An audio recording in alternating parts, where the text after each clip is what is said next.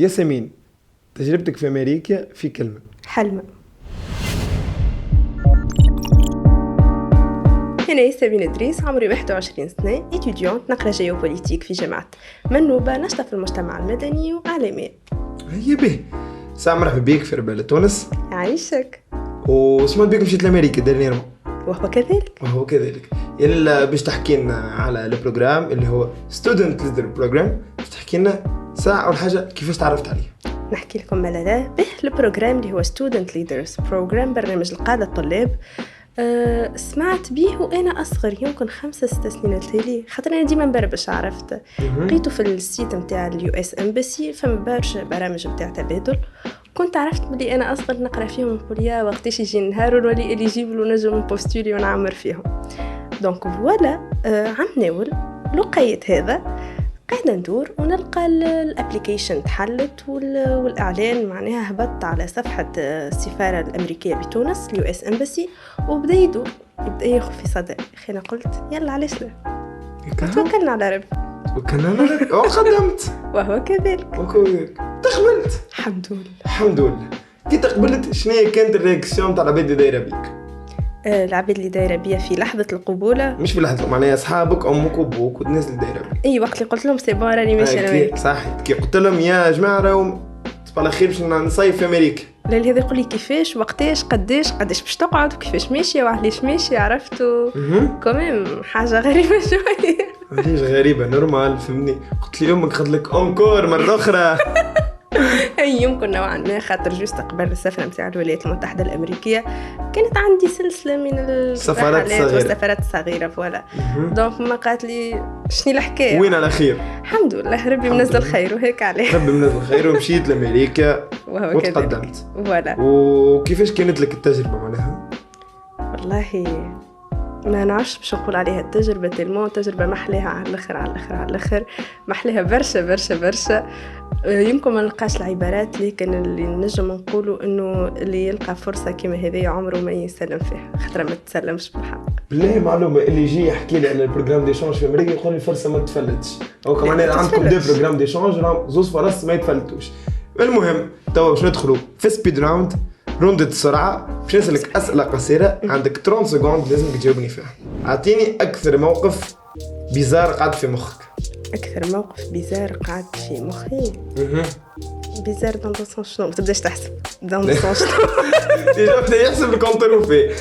بيزار معناها أعطيني موقف غريب. يمكن أكثر حاجة غريبة تعرضت لها هي الطقس متاع أمريكا. تبدأ في الصباح صيف تتحرق سيبون، وبعديك مطر خيطين من السماء، وبعديك ترجع صيف، والفصول الأربعة تتعرض لهم في أقل من ساعتين عادي جدا. واضح. أعطيني موقف مضحك صار لك في أمريكا. موقف مضحك؟ لا خيرة ربي، لكن حاجة ما ننساهاش كي مشينا للسينما. تعرفتي كي السينما غادي كيف قداش يوسف؟ قداش؟ اللي في جورج تاون اللي مشيت لهنا $20. علي؟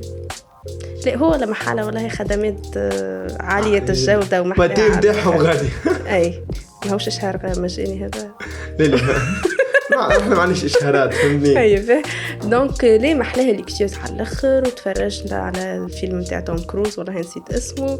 توب جان صحيح. أنا فيلم توم كروز توب جان. الفازة مش غادي. الفازة أنا مقعدش 4 ساعة ورقد. اي نعرفك اللي انتي تسرح في الفيلم. فيقوني كلمة سيبون احنا مروحين. كلمة توم كروز خرج من سيبون. به. السؤال الأخير، أعطيني أكثر موقف قعد لك في مخك في أمريكا. أكثر موقف The 4th of July، نهار 4 جويلية، عيد الاستقلال متاع الولايات المتحدة الأمريكية. باش تقولي استقلت على شكون؟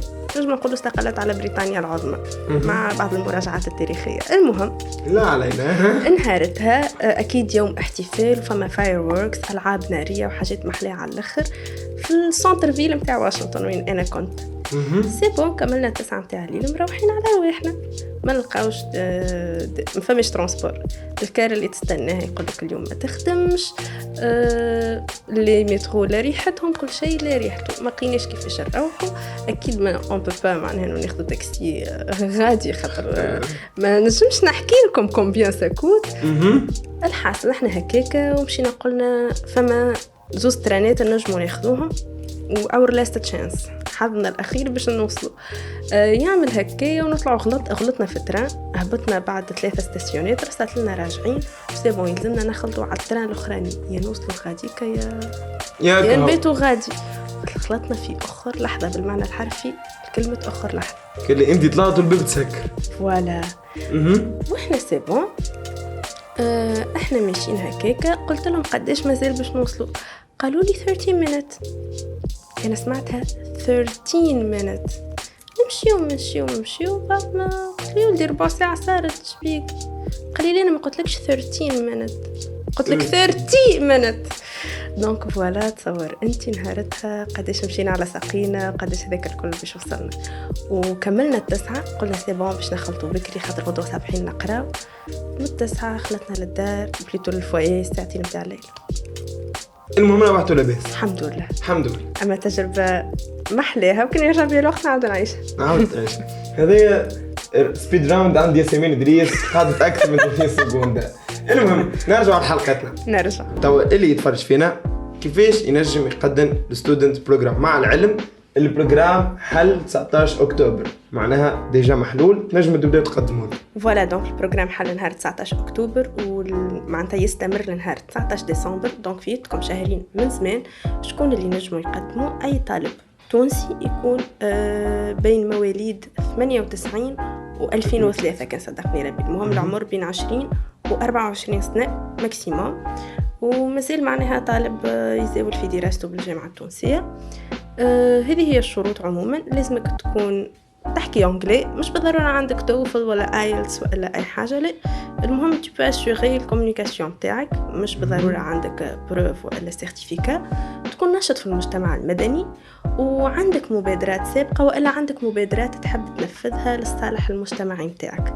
علاش؟ خاطر student leaders program هو انك باش تمشي صحيح باش تحاوس في امريكا وباش تعملهم الكل، لكن اسونسيالمون ماشي باش تقرا. دونك باش تقرا في احد 4 جامعات امريكيه اللي هما جامعه مونتانا وجورج تاون وديلاوير بورتلاند يا اكيب بلاد بانديمي باهي لله. دونك ايش باش تقرا؟ ما سالتنيش هي هذاك تو باش نسالك يعني. باهي ما تسبقنيش، خذ وقت. مش باش تقرا غادي معناها فيكو باش يقدموا طلاب من برشا تخصصات. مثلا انت اذا متخصص في الجيوبوليتيك، انا متخصص في التصرف، رياض متخصص في العلوم. دونك كيفاش تقراو كلكم فرد قرايه؟ وشنو القرايه باش تقراو؟ دونك باش نقراو القياده والالتزام المجتمعي leadership community engagement.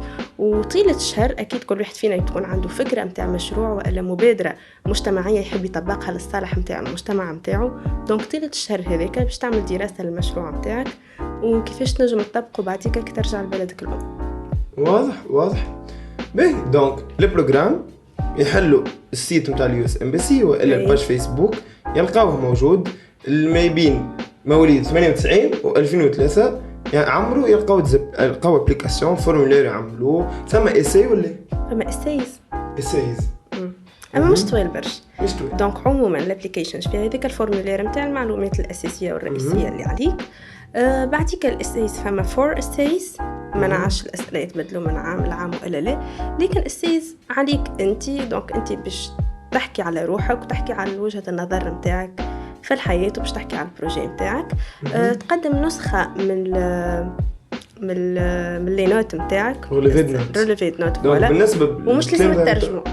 بالنسبة للتلامذة اللي في بريمير اني في السنة الأولى أنها مازالوا ما عداو حتى شيء حتى نوت في الفاك، دونك ريليفيت نوت تاع الباك واضح. آخر حاجة تقضي المهم ورسالة توصية. دونك رسالة توصية من عند شكون، سواء أستاذ من أساتذتك وإلا شكون خدمت معه سابقا وما إلى ذلك، أي إنسان ينجم يريكومونديك. عموما هذه هي بيان سور نسخة من جواز السفر بيان سور أهم حاجة عادية أكيد معنا. دونك هذا كيفاش نجم تقدموا الستودنت بروجرام. السؤال الأخير، شنو تعلمت من البروجرام هذا؟ يعني انك تمشي تقعد شهر غادي وتروح ابار المحواس والجو، شنو تعلمت افكتيفمون؟ شنو هو السكيلز اللي تعلمتها؟ هو انا ديما قبل ما نمشي لهذا يقول لك لايف تشينجينج اكسبيرينس، ونقول بلاش باش تتبدل فيها حياتي، ما هي تجربه كيف التجارب. لا ما بالرسمي life changing experience، خاطر باش تكون في ميليو متنوع جدا ثقافيا، سواء المشاركين اللي معاك سواء باش تكون في احتكاك مباشر مع المجتمع الامريكي.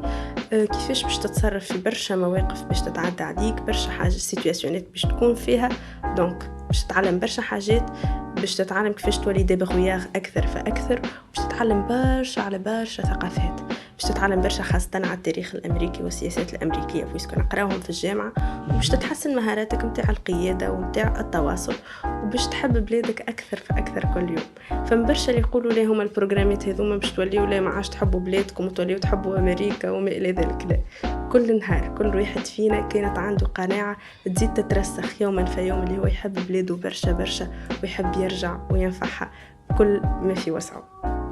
ليه؟ دونك بالرسمي ما نجمش نتعلم أكثر من هكا. حلقتنا اليوم فات يا ربي على تونس صباح الخير. ما عجبك حتى أمريكاني هكا بالذات، حتى أمريكاني قلت خل نقعد غادي ونحرس بيه تيزين عام ولا شيء. ما كان عجبني راني قعدت وراني خبيت باش تكيدني هذه. علاش ما قعدتش أبار الأمريكاني اللي مش موجود؟ السؤال اللي تطرح جاي من أمريكا علاش ما قعدتش؟ أيوة هذا ياش مجايبك شبيك رجعت؟ علاش؟ خاطر قانونيا ما عنديش حق نقعد قبل كل شيء، وثانيا نحب نرجع لبلادي سبحان الله. أبار النظرة القانونية معناها لا نحب نرجع لبلادي. نحب نرجع لبلادي. دونك ثم روح انتماء حقيقي نرجع لها ديما ونفرفض فرح كيف قال تفرفض فرح باش ترجع لها.